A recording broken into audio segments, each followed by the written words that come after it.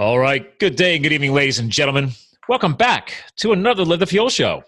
So today, we're out recording over the weekend because the hustle never stops. And I've lost track of, I think it's always at least 7 days a week. At some point or another, we always are recording on podcasts. Now, normally, we keep it to certain days, but sometimes people have to schedule differently. But for the newer listeners, a reminder, we're here to fuel your health, your business, and your lifestyle. Over 3 years running, over 300 shows on the air, in the digital space, in the YouTube space, pretty much everywhere. And I've got, yes, a new guest co-host, ladies and gentlemen.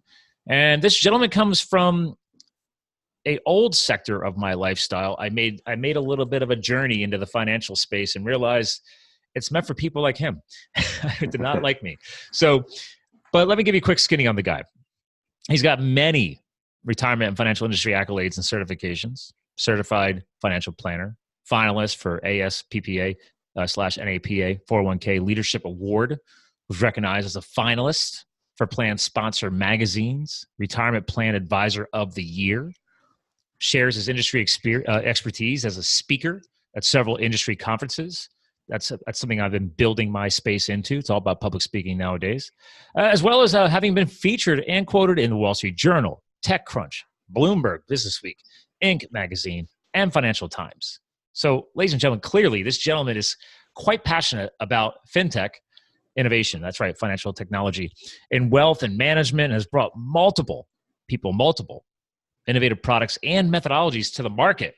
So without further ado, from Austin, Texas, Henry Yoshida, welcome to the show, sir. Thank you very much. Appreciate it. I'm glad to be on. Glad to co-host today. Yeah, I mean, let's just, I can dump the rest of your little bio in here, but clearly you're not just a hustler in the financial space. You're also an entrepreneur. You're a CEO, co-founder of Rocket Dollar. It's a web-based platform, right? Yes, web platform. Yeah. For specialized. So it's an offshoot of financial services. There's a lot of things changing in the world. So I think that people like me, I just saw a new calling to try to bring a new differentiated product. So basically a new spin on a very sort of old school, long-standing product. Interesting. IRAs. Well, I tell you all the time, a lot of what we have nowadays, because I geek out on, actually, let's just throw a question your way. Do you like crowdfunding? I do. I like crowdfunding.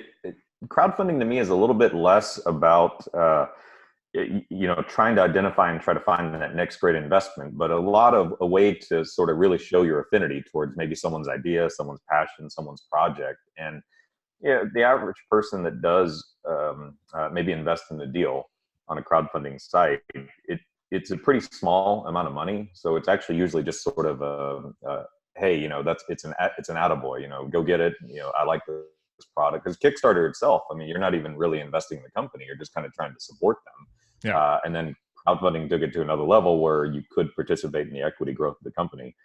And I like it a lot for its affinity purposes, probably more than its investment purposes. I love it just for proof of concept. I've had a heck of a educational adventuresome timeline in my life. I didn't expect to go to college. Then I decided to make myself go to college because my friends were all going to go to school for engineering. And then I went to, started undergrad at a community college, then went to Penn State as an engineer, then got into the telecom space, was working my way, paying my way through school, paying my way through life, took some time off, went back, got into the financial space with the ADP Corporation, which when I was there, that was back in 2008. They were one of the last companies that was still a AAA certified company. I don't know if that's still changed or not, but we were hurting back then in 08, 09. We were, yeah. And actually, ironically enough, as geeky as it is, I remember the other one. So you were one of two. I think Johnson & Johnson was the other one. Was J&J still? At that particular point in time, yes. So okay, there you go. And because the biggest reason why I'm geeking out, I mean, people who are health and fitness nuts here in this show, it's like, guys, like, I mean, I don't care who you are. You could be a gym owner, a fitness coach. You could be a fellow adrenaline sports guy like me. You could be an online entrepreneur. You could be a regular brick and mortar business. You need money and you got to know how to make your money work for you. So that's why we geek out about this stuff. But the reason why I brought those companies up in that year was, I mean, our country lost its AAA rating. I mean, I think it was 2008 when that dropped away. Mm-hmm. Yeah. was So big. I was working at a major company that actually didn't survive that year either. So I got acquired by a bigger company, Bank of America. At the time, I was with Merrill Lynch, and Oh yeah. it got acquired by Merrill Lynch got acquired by Bank of America over a weekend. So very fateful weekend. Those transitions were so fast. I was like blown away. I'm just sitting there. Back then I had a cubicle life and I was like, what's going on? I mean, it's and a Merrill Lynch company name. I mean, my God, that was, to me back then, was bulletproof. Yeah. No, it definitely true. And it makes me even think that, big companies, I mean, ADP actually has a pretty interesting spot in my development and sort of my trajectory of working with IRAs and retirement plans, actually, because they had a very long-standing relationship and still do with Merrill. So that's actually how I got into selling retirement plans in the first place. The first ones I did were with ADP and their arch nemesis competitor, Paychecks. So so there's your funny connection for you and me. Besides the fact, ladies and gentlemen, I mean, we stream video too, which will be on YouTube, but he's wearing a Cornell jacket, and my wife went to Cornell for her undergrad. She's a veterinary doctor, and then she went to UPenn for her doctorate. So, but it's just funny connection. I went to ADP and studied and they paid me to get my Series 6 and 63 licenses. And I was specifically targeted in the inside sales division, working with small businesses, the 1 to 49 segment of entrepreneurs and small businesses. So I was working with retirement. Yeah, I know that space very, very well. You get the 6 and 63, you're able to basically do a tack-on product, which is the 401k, which had selling agreements with some of the major financial services firms at the time. And then the next tier up was like 50 to 100, maybe 249. I think it might have been 50 to 100, and then it went from 101 to 249. Yep.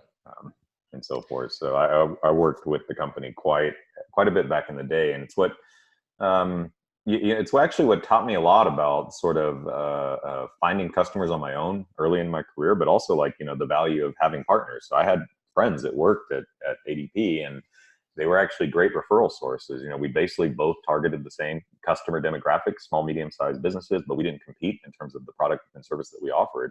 So it was just better to work together. It was like a very mutual alignment. And it was something that I look back and I remember sort of out of college when you don't know anything. So we think we do.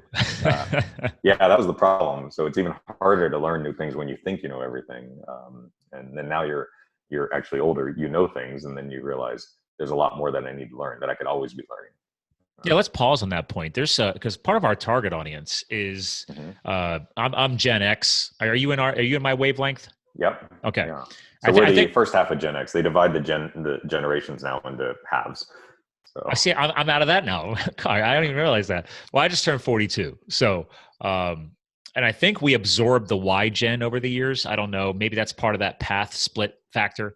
But part of my realization and why I started a podcast was to give back, right? So one thing I've learned from some great coaches and mentors over the year, and you and I are geeking out about how we didn't know anything coming out of school, and we're so much further down the line, but we're still learning. And I think the most important thing is, okay, the lessons we've learned, the education we've picked up along the way that we continue to pick up along the way needs to be passed on. Because a great mentor of mine, he's like, this guy's like, you can say knowledge is power, but he's like, I don't believe in that. He's like, anybody can acquire the knowledge. How do you execute on it? How do you take the risks with the risks of failure? How do you pass on? He actually said the true definition of wisdom is passing that knowledge on. So I believe in giving back to the next generations with this podcast. Is like, okay, I want us to help get through to the millennials and the Zs and whatever comes next. Sure. I don't even know what's after that. But I have a really good friend. He started as sort of a millennial researcher, and now he's rebranded himself as a Generation Z. Wow. Yeah. So he's, he gets hired to kind of do a lot of research around the behaviors, consumer spending behaviors for those generations, because it's highly, highly important. I mean, I was reading in the Wall Street Journal this week that about $1 trillion of decision making is being done by folks between 8 to 15 years old. And Snapchat is around 90% of that audience right now. So they're really concentrating on ads. And the Wall Street Journal article went into trying to communicate that these companies need to synthesize the ads to both maybe spend 75% of the time speaking to that younger generation, because they do have some influence over maybe us as parents in the buying behavior for our children. But the 20, 25, 30% still needs to appeal to us. And the example they used was Tony the Tiger. So based on your age and mine, so both early 40s, we remember that Tony the Tiger was this cool character. But at the end, he always says it's great for you too. Yeah. So that appealed to the parents. That last 20% of the line, that it's great for you, appealed to the parents. The rest of it was Tony the Tiger being cool. Yeah. I mean, we did grow up with that. And unfortunately nowadays, because I am such a health nut, that was a complete lie. Those marketing commercials were very well done, but they were not good for you. I don't care what you spray vitamin-wise on a piece of cereal. It's manufactured garbage, but that's a whole different podcast. That's a good point. Yeah, it's a very good point. But it was talking about, about the way that you might communicate. And it's some of the things that I try to think about too, right? Because I have to, I've spent a long time in financial services, but having to figure out a way to communicate those concepts to where it doesn't seem like, you're just beating people down with knowledge. And, I remember seeing that a lot of the industry was trying to guilt people into doing things, like buying this product, saving this money. And I really thought that, you're going to do a lot better with sugar than you are with a stick. Sure. In terms of, changing people's behavior. And that's what I always took. And that's what drew me in a way to the retirement space, because that particular money had a goal, which was to basically sustain a lifestyle, whatever was important for you in your lifestyle, versus other types of money, which maybe the goal is just to turn it into more money. I always like the sort of goals associated part of the retirement side of people's financial equation versus just the pure money. It's funny you bring up that key word, fear. I've had a number of new guest co-hosts recently from the financial side. It's been interesting. I don't know if it's that time of year, but like from September to October, I've had a number of guys like you, CFPs or otherwise. And we discussed on a few different episodes about how there are some financial professionals who, whether they realize it or not, they were trained to lead with fear, and they're not actually acting as your best advocate. So what are your thoughts around people hearing this? And a lot of people feel they don't have the time or the energy or the lifestyle freedom to free up the time to learn how to do all this. And I argue that. Yeah. I say, listen, we all have the same 24 hours in a day. It comes down to prioritization. Right. But the biggest goal there is to remove fear and just start getting over that hump. So what are your thoughts?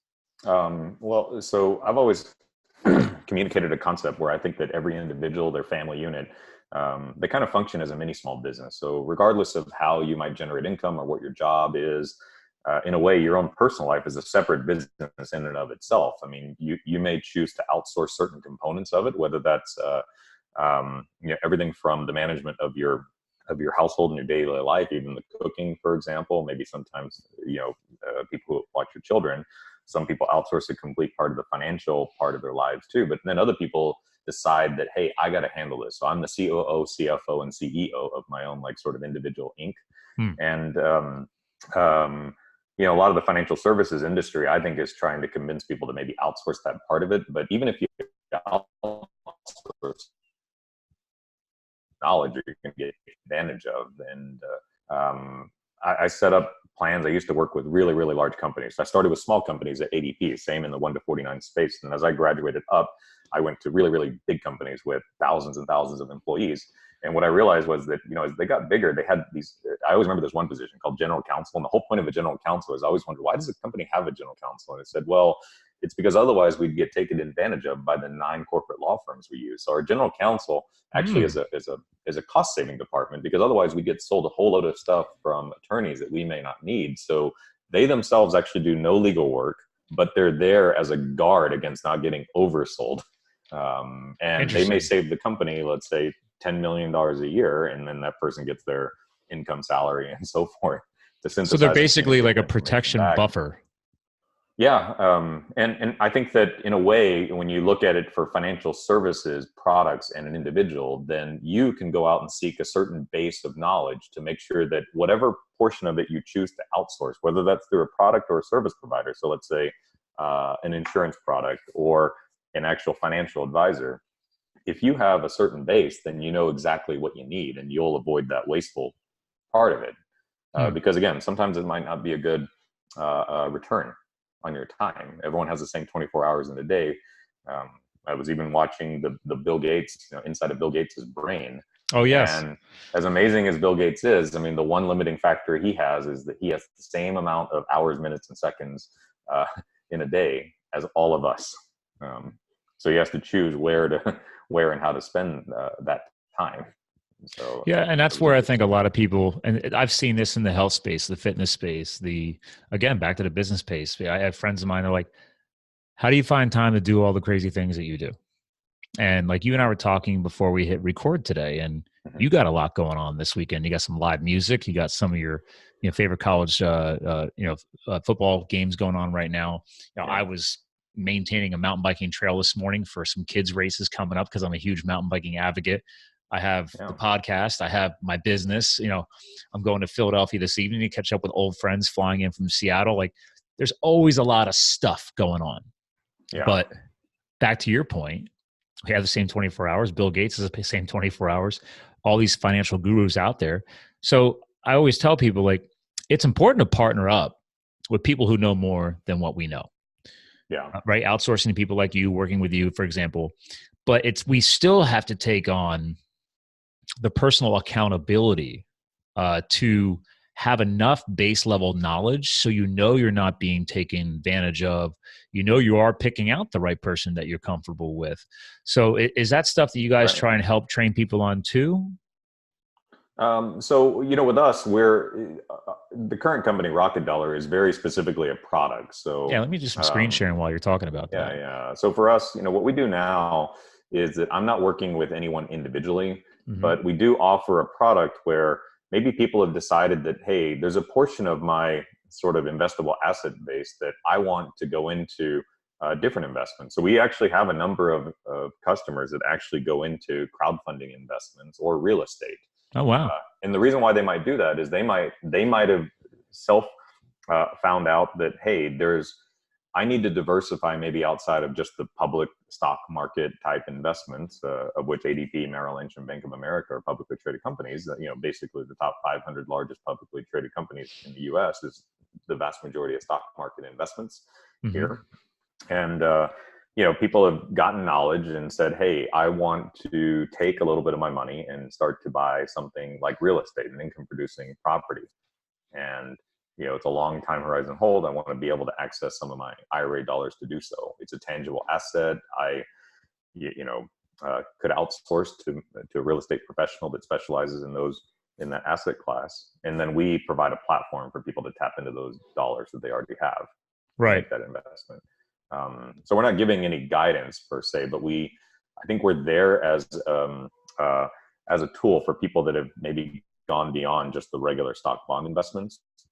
And maybe they have interest or they have a desire, the knowledge foundation to say, hey, I could probably stand to have something that's not related to the stock market. Because in 2008, in hindsight, right, going back in that period, there were a lot of people that would have done very well buying property, right? Sure. It's kind of interesting. So we're at the end of 2019, but even though there was a precipitous drop in a lot of asset classes from real estate to stocks, real estate itself achieved almost all-time highs in most major metropolitan areas in the United States before 2014 again. I mean, this is all-time highs. And actually, ironically enough, we're at all-time highs again for the stock market too.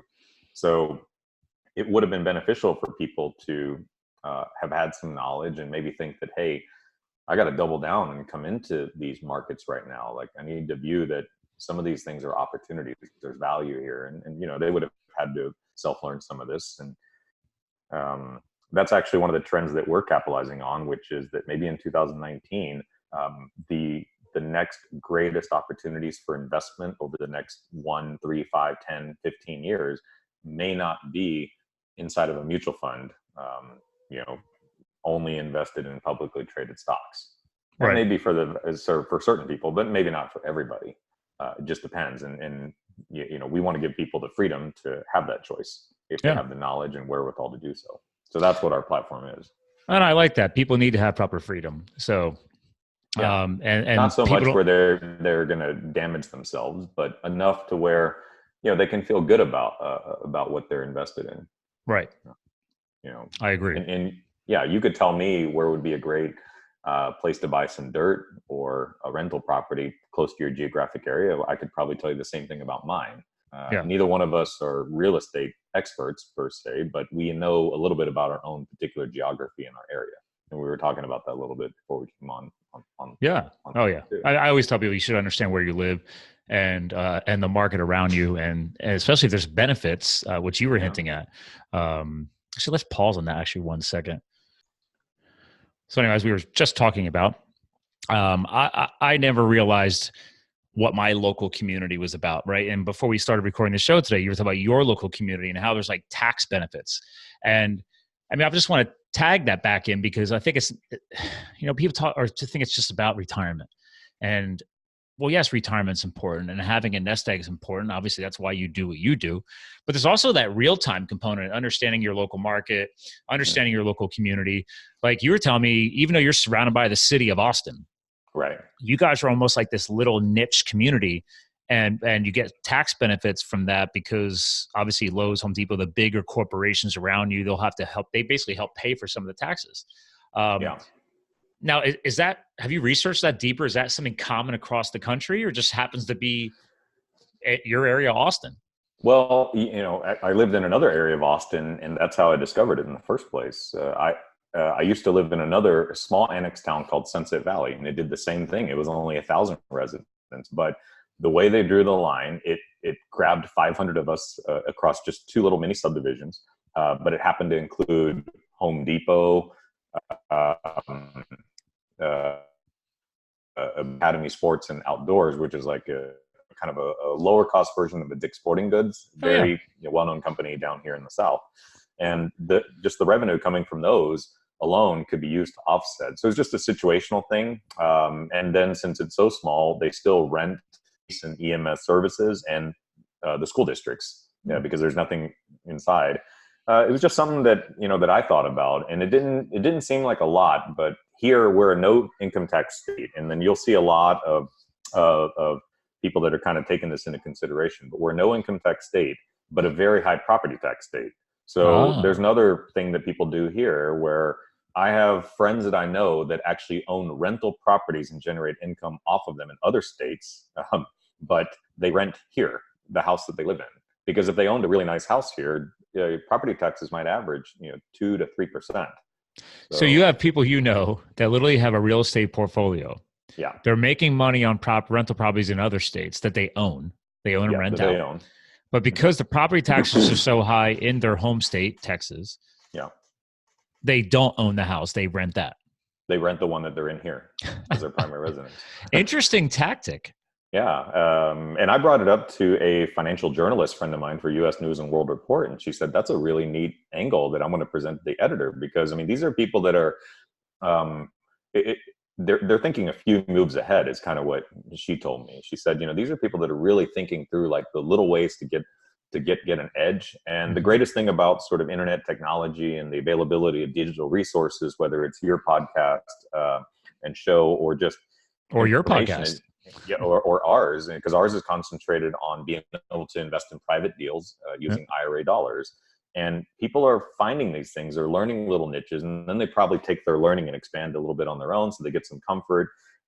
Comfort's usually sort of achieved when you might find other sources that are talking about the same thing. Mm-hmm. And you get people that understand these little strategies like that. And I don't know if what my own little town, because this is the second one that we've lived in, but I've liked it because it knocks about 20 to 50 basis points off from my yearly property tax.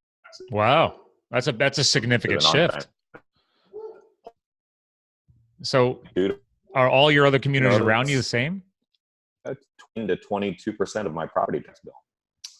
No, so only the ones that are contained within the city. So actually, if you're, not inside that jurisdiction, you might be subject to just the regular county that encompasses Austin, and you pay that extra, for example. So it's completely dependent that I tacked on to. And to be fair, I think that maybe more so than the money, I kind of like that I'm a part of this sort of technically a 5,000 person town, even though it is Austin. I mean, if I drive or walk more than 3/4 of a mile in any direction, I'm back in the city Right. of Austin. And I Well, can so put interesting. Austin on my Is your mail. mailing address Austin? Either one will work. It could be the city of what's called Bee Cave, or it could be Austin. It'll get here. Huh. You could use either or. Yeah. Interesting.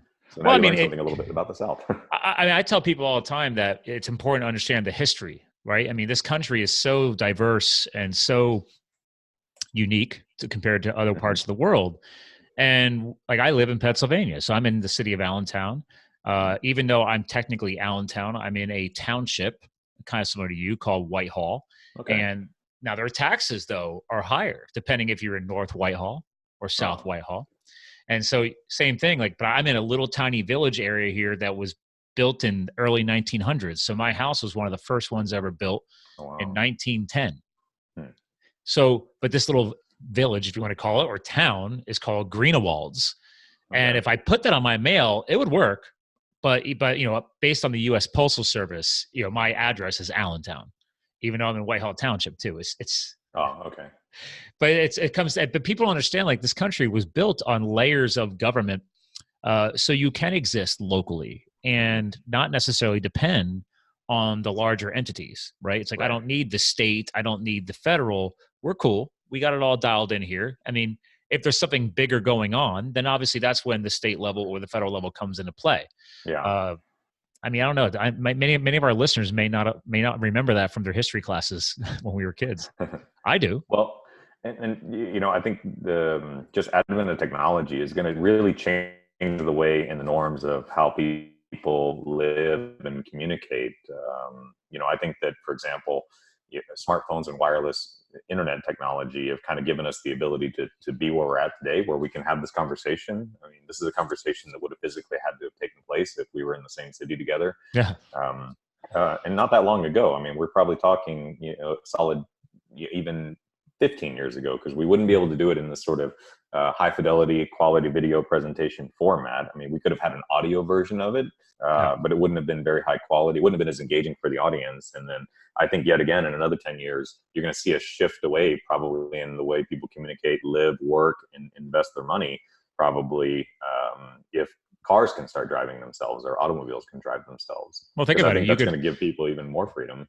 You're in an autonomous, let's say, we'll just go with Tesla, right? Well, you're in an autonomous Tesla one day, and you have all of this time freedom that has been opened up, right? Thanks to technology. If you don't have to physically drive your vehicle, this is just because they say it's coming. So we kind of full circle, right? Back to that 24 hours. If we can use technology to create the said freedoms that we need in our life, you have more time to decide, okay, what am I going to learn? What am I going to master? What am I going to execute on? Back to financial knowledge, right? I mean, heck, your site, rocketdollar.com, you guys have a whole learning day. I think you call it the knowledge base. Is that right? Yeah, knowledge base. So it's a tech term for like FAQ. So right. But something as simple as a website, right? I tell people all the time, whether it's finance, I mean, heck, even personal trainers, crowdfunders, startup tech companies, whatever. I think we're all responsible at some point to share education or knowledge. And I think it actually adds a level up when it comes to your authority in your space. So I love the fact that you guys have a knowledge base on your site, because there's people like me who are self-learners. I want to go in, poke around, take advantage of this technology you're talking about in my free time. Maybe one day I'll be able to sit in the Tesla, let it drive, and I'm sitting there just studying up, getting ready to go meet with my IRA consultant or my financial planner, whatever, and just getting all that knowledge ramped up for our meeting. All these things can happen with time freedom. Yeah, no, it's definitely going to change. And it's interesting for me to kind of think about that. And I think that a lot of the norms that people used to have, I mean, remember now, it may not be the most important thing to get a driver's license anymore. It's definitely not anymore for people that are turning 15, 16 years old today, like it might have been for us when we were growing up. And I think that it's going to change the way people invest, and it's also causing increased interest in some of the things that really just can't be done remotely. So that would include exercise, for example, or personal connection. I'm waiting, I just saw that there's a technology, it's a tech platform, so it's getting funded as such, but it's basically just a chain of bars, but they serve non-alcoholic drinks only. And they're capitalizing on that people don't really see each other as much as they used to. And it's a hot space. And I'm kind of wondering when there's going to be more technologies that actually force us to go non-digital, and force you to sort of communicate, touch, feel, and see people. That's like playing sports, doing exercises and stuff like that. Those can't really be done remotely. Oh, maybe I to a certain degree in the esports space, but you're not going to get the physical benefit of it then. I'm a huge advocate for that. I'm like, listen, we can have all this new technology we want. But I mean, if I go far enough back to my childhood, I grew up on a farm. I mean, I was getting dirty all the time. I was out there. I never got sick because I was getting dirty all the time. I wasn't sitting in this like bubble life, trapped in your house with the perfect air conditioning, or if it's wintertime, the perfect heat elements, no fresh air, no trees. You know, I mean, that's why I'm such an outdoorsy nut, because I spend so much time. I literally have 3 monitors in front of me here as I'm talking to you today. So I'm a techie. Okay. I studied microelectronics technology in high school at a technology college before I went to school for engineering. So it's like, I geeked out on all this stuff. I've always been a tech guy, but you balance it.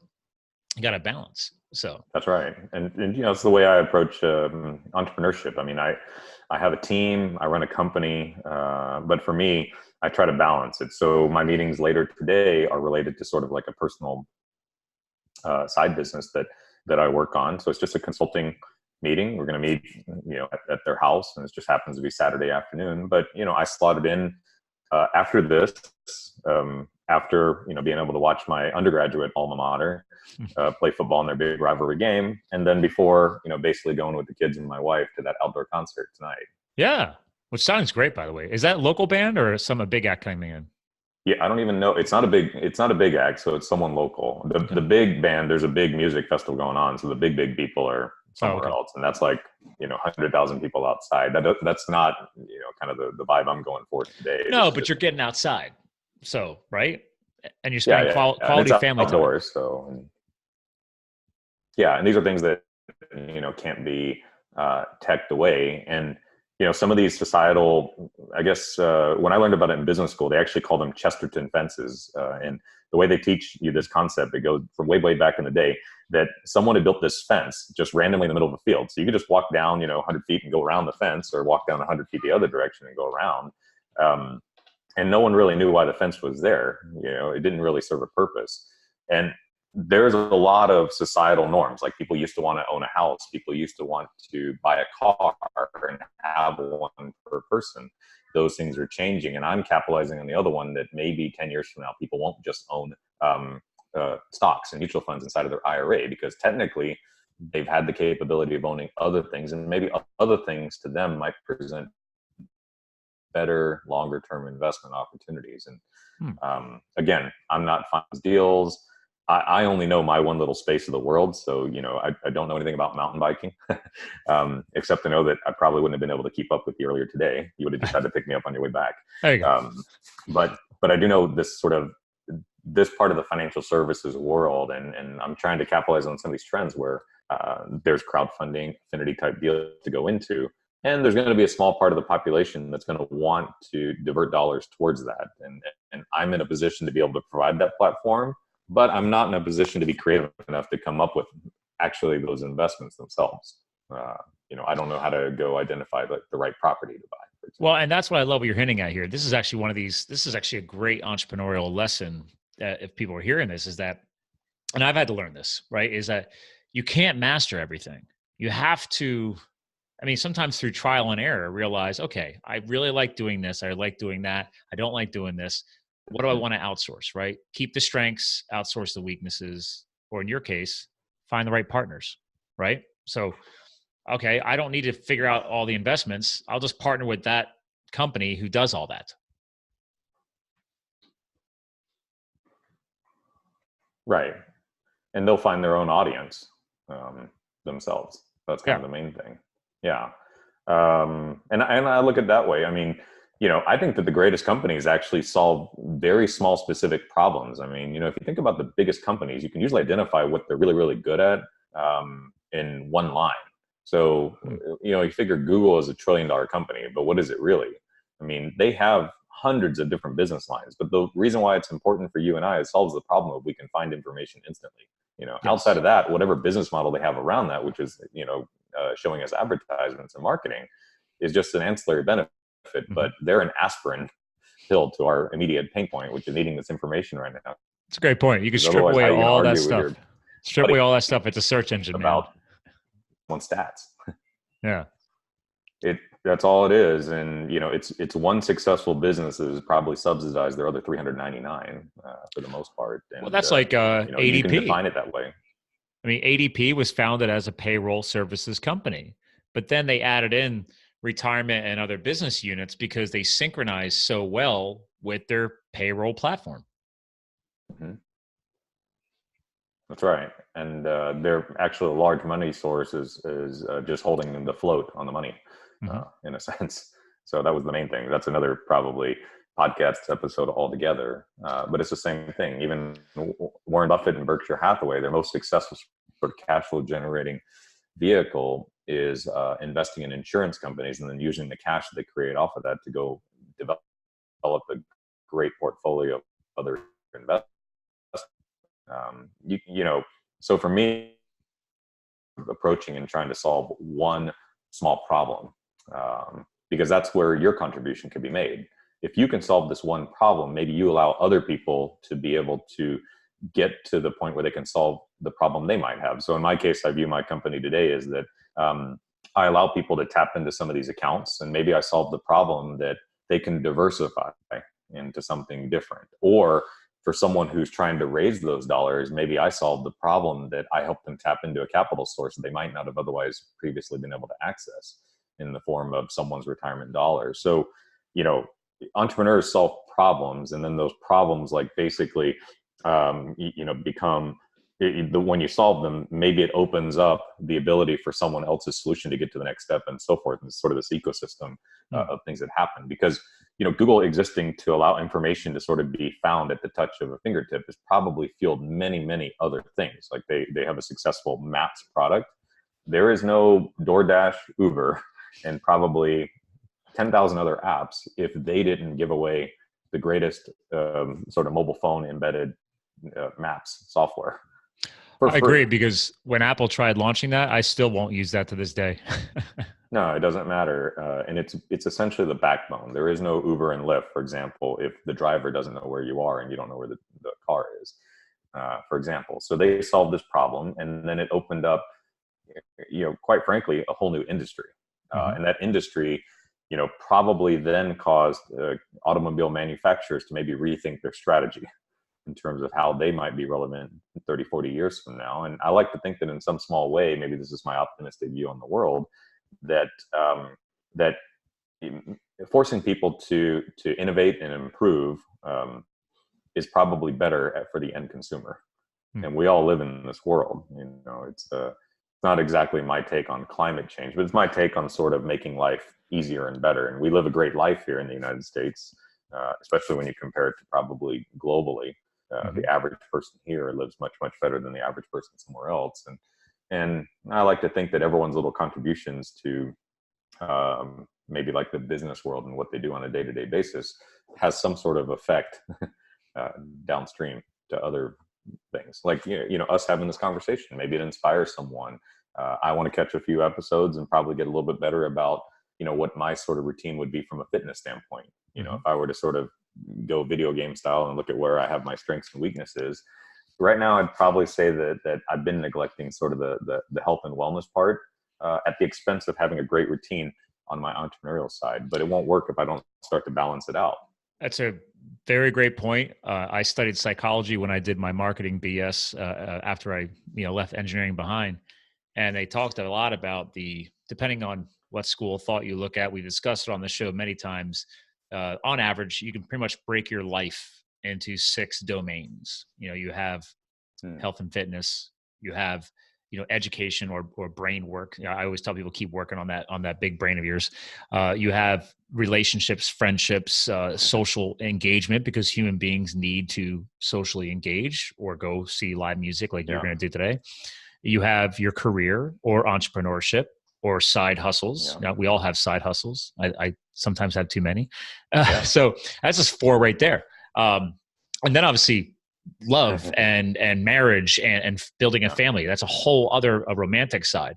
But they always said, listen, create a zero access, and every so often assess yourself. And whether it's 5 or 6, they said just see how many fall above the line or below the line as far as current priorities. And they said if you have more than 2 of them far below the zero access, that's a concern. You probably have stress. You probably have, you're probably not balanced. And it's not always easy to have all of them rocketing above the line. Like when you and I were back in school, clearly education in school was a high priority. So when you're launching a new company, you're probably all in on the business. Yeah. So, but back to our point here is that your health and fitness fuels everything. It fuels, it brings your stress levels down. It helps you have more energy day in and day out to invest into these business opportunities or invest into spending time and actually have enough energy to read somebody's website like Rocket Dollar and learn about more better ways to invest and plan for retirement. All of these things do tie back to health and fitness. So I'm glad you at least are realizing that too. And a lot of our listeners, to our point and to your point just now, you mentioned if one person happens to walk away with another tip or another excuse to say, well, maybe I could take a closer look at that. Maybe I could do a little bit more in my retirement planning or my health and fitness, whatever. Sure. We always, that's the other thing I remind people.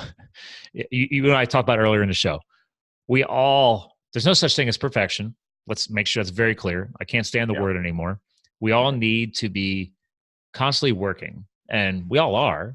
It's just been realizing that there's always going to be work to be done. So take a deep breath and relax. Right. I knew a tagline. I'd be intrigued to see your thoughts on it. Over the past year and a half, because of 3 years running this show, but the past year and a half, this line came up and I said, guys, ladies and gentlemen, we're just all at a different place on the timeline. That's it. So I might be here and I see you and I'm like, wow, I wish I knew all that, but it's okay. You just happen to be further down that timeline when it comes to finance.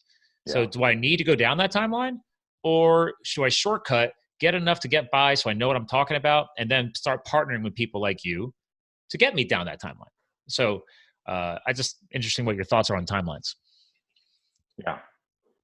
Yeah, no, I totally agree. I mean, I have to think a lot. I mean, I used to do a lot more of the direct sort of financial planning and working with individuals. And now I think to myself more of how can I make the product, usable for a broader base, because I'm not there to sort of talk people through it. So it's a different way of thinking, running the business. And when you run the business to try to grow it the way that we're growing it, it's different than if I were just trying to work individually and solve people's problems. That's more of like maybe a services component to it.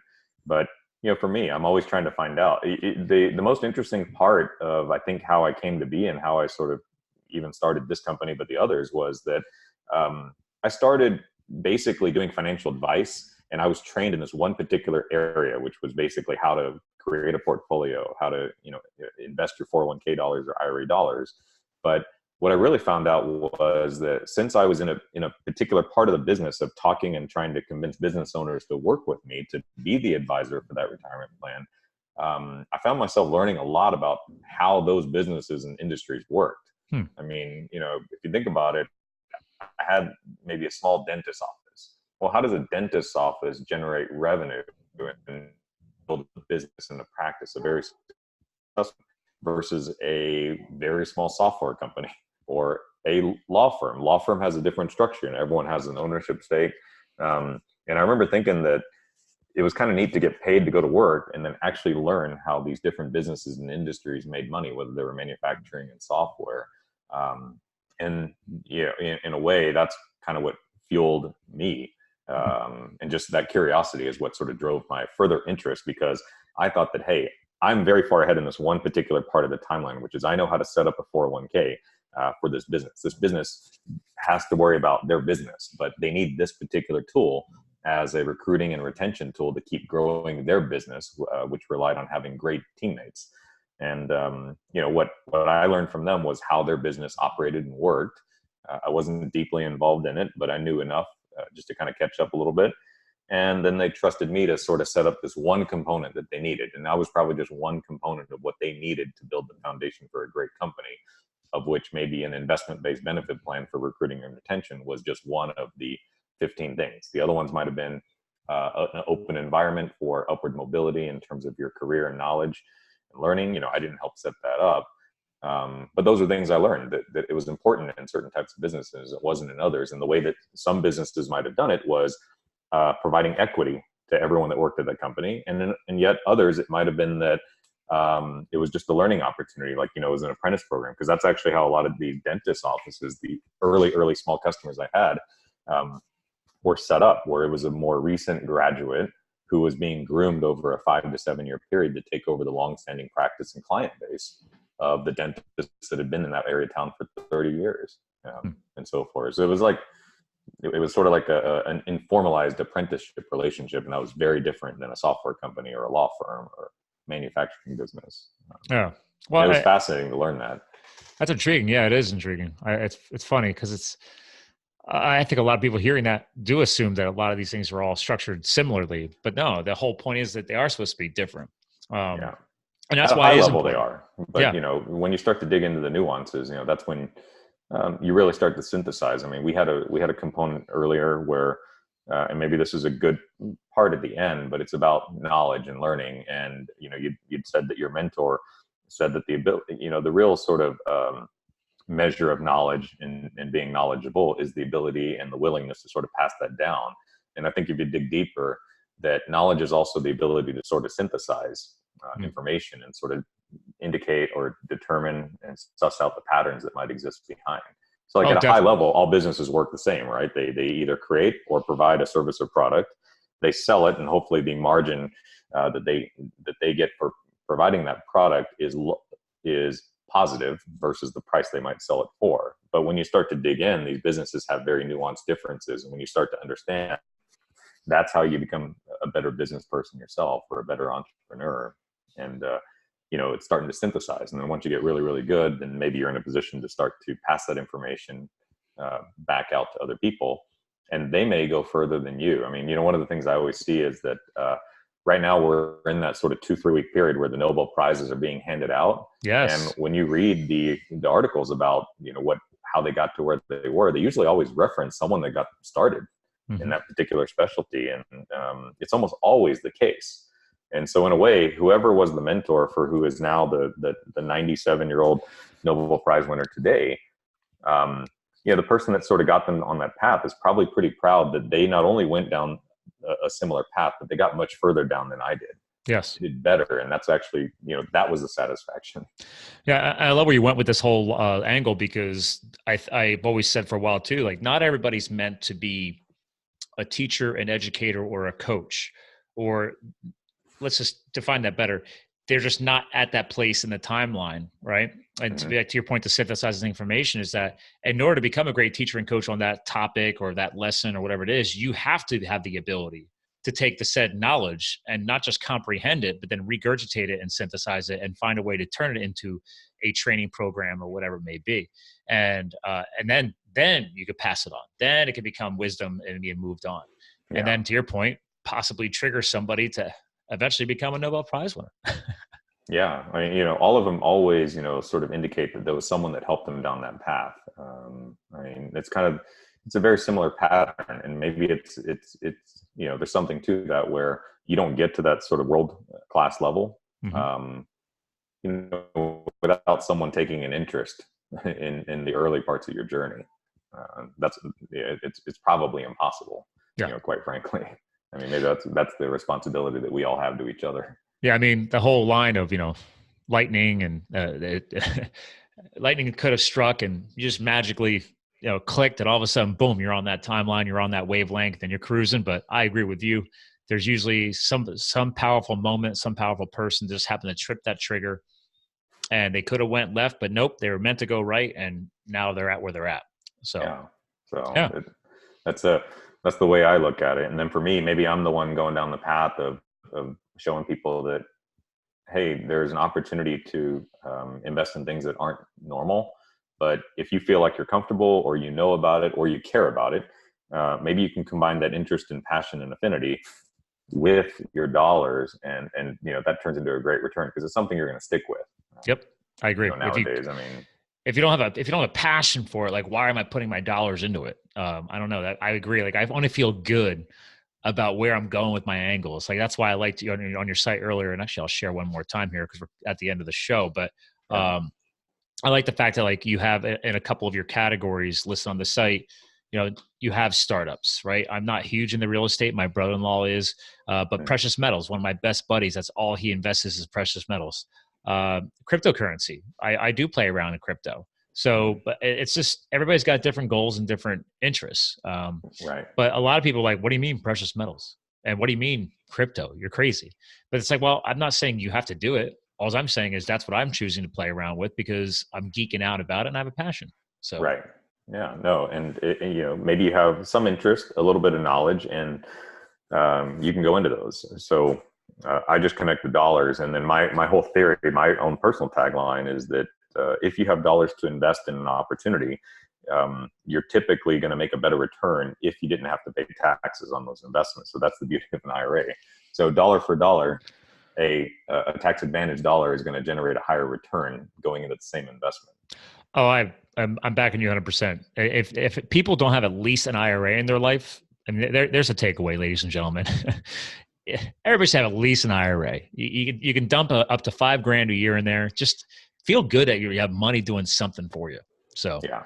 And now there's websites and platforms that allow you even to make contributions through spare change into it. So the previous barrier of needing a lot of money to get started is gone. So that's yet another aspirin pill that someone else in the financial technology world has sort of created to allow people to get started.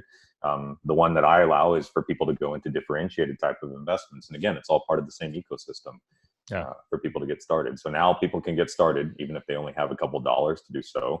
And with me, they could go into maybe different and alternative type investments. And yet with someone else, they could probably do something different entirely. And we're all a part of that same financial technology ecosystem in the world that you're in.